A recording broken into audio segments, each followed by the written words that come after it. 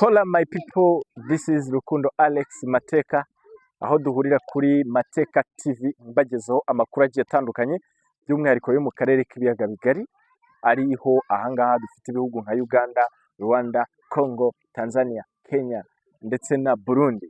So nongeye rero kubaha ikaze hano kuri Mateka TV, aho tubagezaho amakuru y'urwunge umunsi ku munsi, gitondo na nimugoroba, kandi nizere yuko mwenjoyinga ibyo tubakorera. So niba utari wakora subscribe, ndi kugira ngo nkusabe ugende ukore subscribe right now, utaza kwibagirwa, ukore subscribe, ukore na share.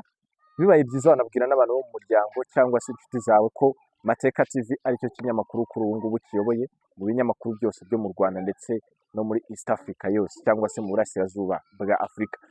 Nje rero ku mazina ni Rukundo Alex nk'ibisanzwe ubagezaho amakuru. Hanyuma rero nkaza kuba mfiteho niyo bita aka Mateka, iyo bita nickname mu cyongereza. Uyu munsi rero ni umunsi wo kujya mu materaniro. Izi nizo saha maze kwiteguriraho neza, tukaba tugiye kugenda n'aba brothers and my mom, where we shall meet many people, even schoolmates. I'm still studying actually, so I think you will enjoy what we do every day per day, and let me hope that you are glad to see me as the person who is a Christian. Thank you so much for your time and your views. Let's meet it for another time.